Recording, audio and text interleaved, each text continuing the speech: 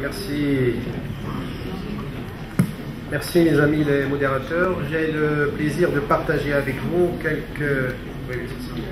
des actualités sur la prise en charge des anévrismes de l'aorte ascendante avec notre expérience en matière de ces anévrismes. Alors tout d'abord,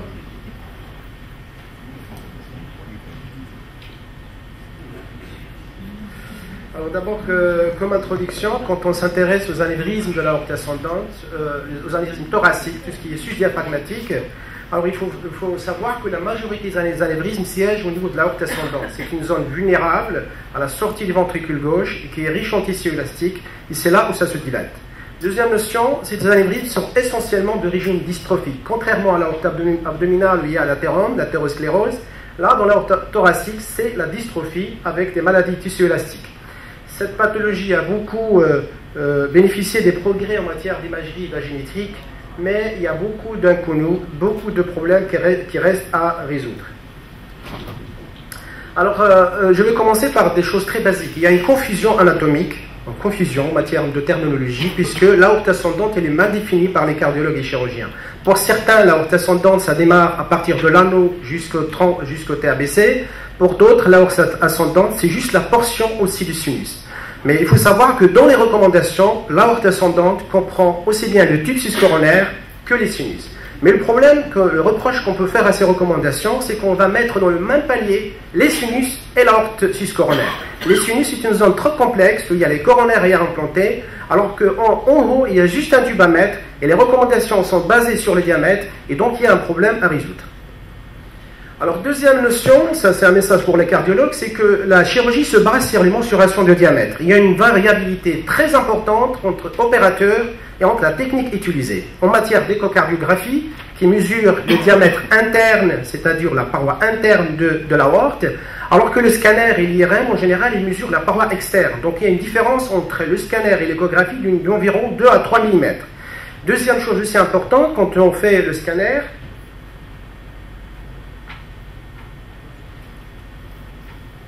alors, quand on mesure le diamètre transversal de l'aorte, il n'est pas le grand axe de l'aorte ou l'axe de l'aorte ne correspond pas obligatoirement à l'axe du corps. Donc, on coupe transversalement le scanner, ce n'est pas obligatoirement le diamètre transversal de l'aorte.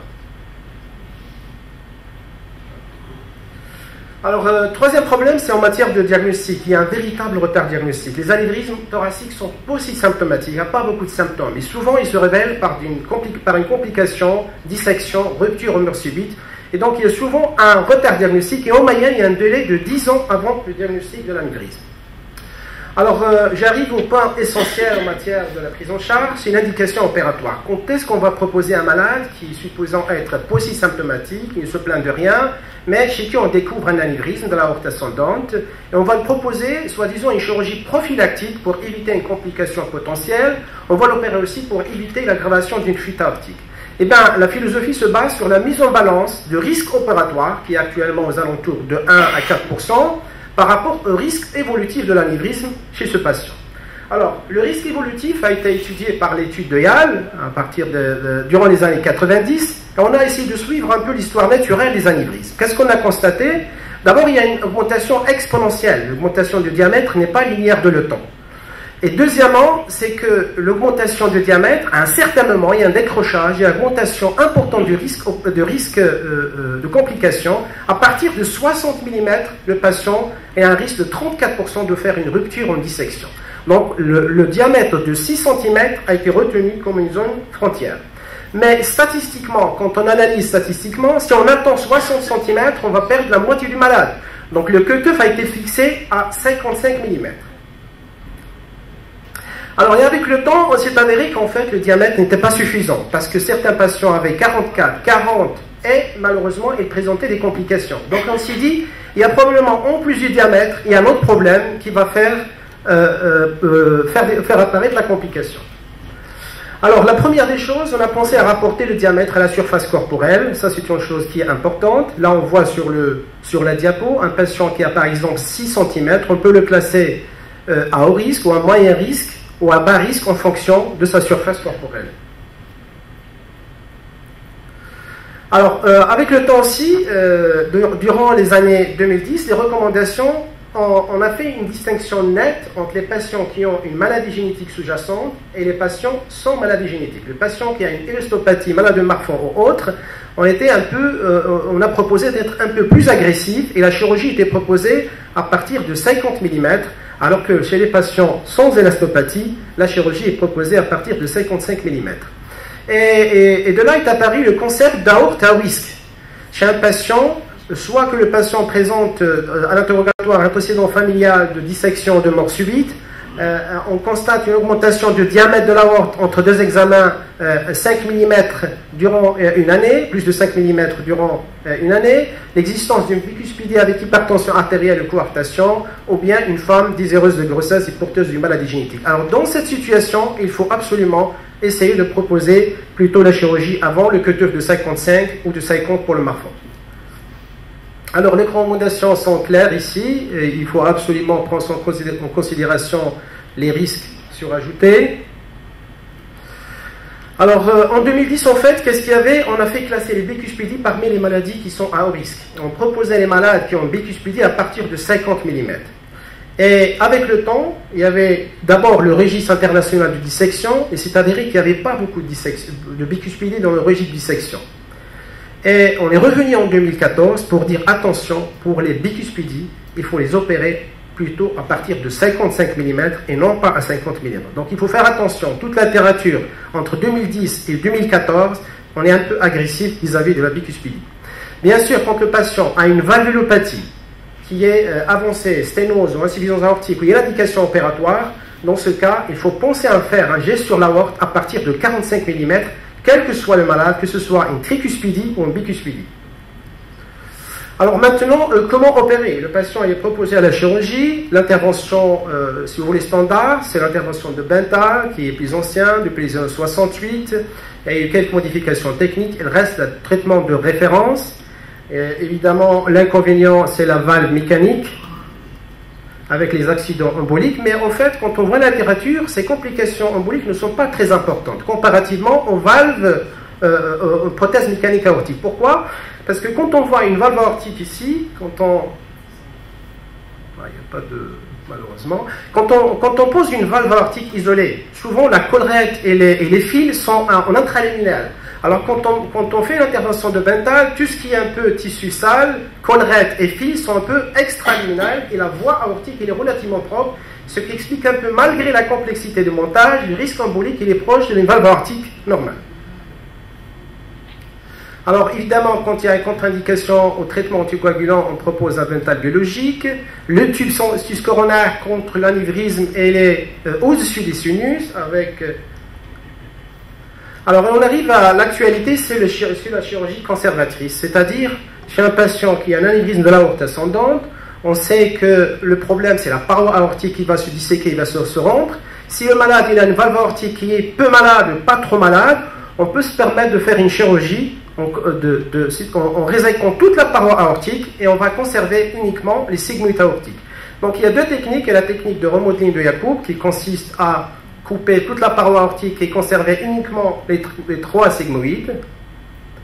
Alors, et on va festonner le tube et on va le coller avec les trois commissures. Par contre, la technique d'inclusion de David consiste à inclure les trois sigmoïdes à l'intérieur du tube. Évidemment, les progrès de cette chirurgie conservatrice s'est fait grâce à une meilleure connaissance de l'anatomie et de la physiologie de la valve aortique. Et là, le génie de la classification qui a été avancé par El Khoury pour classer les fuites aortiques, vous avez trois types. Type 3, c'est une restriction des sigmoïdes comme la classification de Carpentier pour la mitrale. Type 2, c'est un prolapsus. Et le type 1, c'est une dilatation annulaire, évidemment, en fonction de segments de l'anneau qui est dilaté, soit la jonction sinutubère, soit la jonction ventriculo-aortique, soit les sinus. Alors, quand il y a une simple dilatation de la jonction sinutubère, on va faire uniquement un remplacement de l'aorte sus-coronaire, ce qui va permettre de rétrécir un peu la jonction et va permettre une meilleure cooptation de la valve aortique. Ça peut être un traitement. Quand il y a une dilatation de l'anneau, on va faire une annuloplastie sous-commissurale. Alors, quand il y a une dilatation des anneaux, la jonction tubère et de l'anneau aortique et des sinus, on va proposer les interventions radicales de Taylor-David ou de Yacoub. Alors, le choix entre les techniques est une fonction du morphotype de l'anévrisme. Quand l'anévrisme, intéresse essentiellement les sinus, avec extension vers le haut et vers le bas, on va proposer une intervention de Taylor-David qui va permettre un peu de contrôler l'anneau et va être à l'intérieur du tube. Quand par contre, l'épicentre de l'anévrisme se trouve en sus coronaire, il y a une extension vers le bas. Et les sinus ne sont pas très pathologiques. On va se permettre de proposer une chirurgie adaptée, un remplacement de l'aorte sus coronaire fistonnée en remplaçant soit uniquement les sinus dilatés, soit au maximum les 3 sinus, puisque définit l'intervention de Yacoub. Évidemment, quand il y a des gestes, quand il y a des valves qui sont malades, on va faire un geste sur les sigmoïdes aortiques. Alors, dans cette chirurgie, il faut absolument être très rigoureux en matière de fuite aortique. Il ne faut pas accepter une fuite aortique résiduelle. L'été opératoire, on peut accepter une fuite aortique de grade 1 qui est centrale. Alors, les résultats, évidemment, il y a une supériorité de la Taylor-David à long terme en matière de fuite aortique par rapport à Yacoub. Alors, notre expérience rapidement, nous avons 62 patients opérés pendant 20 ans. Quand on exclut une trentaine de dissections, c'est très peu par rapport à 5790 CEC. Donc ça, en moyenne, on perd un anévrisme tous les 3 à 4 mois, c'est très très peu. Donc ça soulève une question, est-ce que ces malades sont sous-diagnostiqués ou bien le patient marocain est protégé contre sa pathologie? On ne sait pas. Alors, dans notre expérience, les malades sont diagnostiqués tardivement avec une moyenne de 66 de diamètre pour les anévrismes, 46 à 100. 7 patients avaient une bicuspidée aortique, 4 patients avec une atteinte de la crosse. Le traitement qu'on propose, c'est le Bental classique, enfin Bental modifié, ou du tube sus coronaire. Alors, la mortalité, on a perdu 2 patients, mortalité de 3,2%.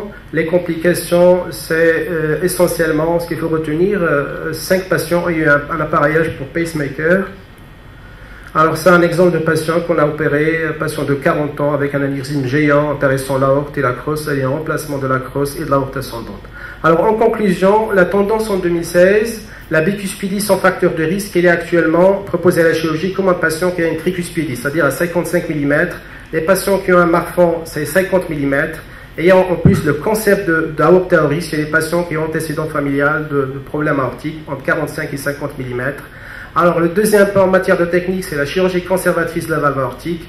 Il faut savoir que cette chirurgie, en matière de cette chirurgie, les recommandations sont faibles, au niveau de preuve C, et souvent c'est une opinion d'experts. Cette chirurgie doit être faite dans un centre de référence. Quand il n'y a pas ces éléments, le Bental reste le traitement gold standard. Je vous remercie.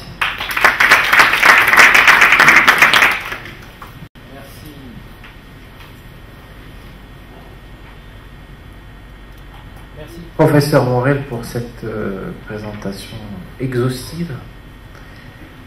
La parole est à la salle. Professeur Felika, notre ami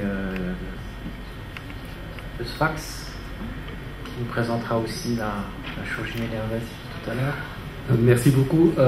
Félicitations d'abord pour cette excellente présentation et pour cette revue en fait des techniques utilisées. Juste un petit ajout si vous permettez, c'est qu'il y a une autre technique, c'est la technique présentée par Lansac, une équipe française actuellement, qui permet de faire la technique de Yacoub, parce que ce qu'on reproche à cette technique de Yacoub, c'est que l'évolution de la dilatation au niveau de l'anneau et d'y associer une annuloplastie. Deuxièmement, par rapport à la série, c'est une belle série. Il faut dire que même en Tunisie, je ne sais pas pour les autres équipes, c'est pas une pathologie qui est vraiment très très fréquente comme on le voit dans les pays européens. Et c'est vrai aussi, c'est raisonnable de préférer sous nos cieux l'intervention de Bental et que les nouvelles techniques, s'il faut l'appliquer, c'est dans les bonnes indications. Et il faut faire attention parce que si on s'embarque dans cette technique et avoir des insuffisances aortiques après importantes, ça poserait problème. Il y a 2 artifices techniques pour surtout l'intervention de Taylor-David. C'est obligatoirement, il faut avoir l'instrument de Schiffer pour avoir des mensurations correctes. Et puis deuxièmement, il faut avoir le TO comme pour la plastie mitrale pour contrôler cette technique. C'est tout à fait vrai. Je suis d'accord. Moi, j'ai essayé d'acheter cet instrument. J'ai toujours pas encore réussi à l'avoir. Parce qu'il faut lui écrire et attendre que sa société de production vous l'envoie. Mais bon, il faut quand même y aller quoi sur les tailles rendez-vides et on ne peut pas rester quand même à l'écart parce qu'à chaque fois que vous allez dans un congrès international, on ne parle que de ça dans les séances plénières. Donc, je pense que nous, dans une plus large mesure, les Maghrébins devront quand même attaquer cette technique. Hein. C'est mon opinion personnelle maintenant. Je suis d'accord avec Ahmed, le Bantal reste sous nos cieux avec très peu de cas, quand même une intervention reproductible et qui donne de bons résultats à condition d'avoir un bon suivi. Se lancer dans des opérations compliquées qu'on fait une fois tous les 3, 4, voire plus, en plus avoir une fuite aortique résiduelle chez des malades fragiles, quoi faire après? Franchement, s'il y a un centre de référence qui ne fait que ça, oui, mais pour des services de chirurgie habituels, on préfère toujours le Bantal. J'ai en fait deux questions. La première question, est-ce que lors de l'exploration, est-ce que vous se limitez à l'angio-TDM thoracique ou vous demandez un angio-IRM thoracique? Et ma deuxième question, est-ce que vous avez rencontré dans votre série des patients qui ont été déjà opérés pour pathologie valvulaire aortique puis ont été repris pour chirurgie anévrismale aortique? Alors pour la première question, effectivement, pour des raisons de disponibilité, souvent c'est l'angioscanner. Souvent c'est l'angioscanner, donc ça c'est clair, et ça permet d'étudier toute la offre par rapport à l'échographie. Pour la deuxième question, effectivement, moi je ne suis pas rentré dans les détails, effectivement, il y a des patients qui ont déjà une valve aortique, et souvent c'est une chirurgie compliquée, complexe, redux, avec les coronaires, et on a pas mal d'interventions de Cabrol qu'on faisait il y a longtemps. On a 4 ou 5 malades qui ont un Cabrol, réimplantation des coronaires par intermédiaire d'un tube. Ça, c'est vrai, c'est une chirurgie qui appartient un peu à l'histoire, mais souvent, parfois, ça sauve la situation quand on a du mal à réimplanter les coronaires. Soit on fait un cabrol classique, soit on fait un mini cabrol, on implante uniquement une coronaire, la deuxième avec un tube Gore-Tex numéro 8. Ça se passe très bien. On a des malades qu'on suit pendant peut-être 8 ans, 10 ans avec un cabrol. Il y a une question ici. Bonjour, s'il vous plaît. Chez ces patients porteurs d'anévrisme lors de la surveillance, est-ce que les antiagrégants ou les AVK quand ils sont indiqués vous posent problème? Pour nous, ça ne pose pas de problème. On peut les prescrire sans crainte de... Bon, je pense qu'il faut voir est-ce que c'est un patient à risque, peut-être qu'il faut raisonner avec le cardiologue. Est-ce qu'il y a d'autres facteurs se rajouter? C'est un hypertendu? Peut-être qu'il faut bien réfléchir. Je sais pas. Si je fais une fissure, il va donc... Est-ce qu'il y a une raison majeure pour donner les antiagrégants? Non, mais je vous ai dit s'il y a une indication majeure, en particulier une double antiagrégation. Un patient qui a un stent? Un stent, d'accord, on n'a rien vu. Est-ce que ça vous a déjà posé des problèmes ou pas? Nous, on n'a pas eu d'expérience dans ce sens, mais c'est une question effectivement intéressante. Peut-être ça dépend du diamètre de l'anévrisme. Parce que les cardios ont peur, entre autres, de les mettre sous antiagrégants et sous anti-AVK, dès qu'ils voient qu'il a un anévrisme. Ah, ils donnent l'antiagrégant pour l'anévrisme? Non, ils ont plutôt peur et ils disent. Moi, je pense que ça dépend du diamètre de l'anévrisme. Il n'y a pas de recommandation là? Non, moi je pense. D'accord, merci. Ma connaissance, je n'ai pas vu. S'il y a quelqu'un qui peut en rajouter, ce serait utile. Oui.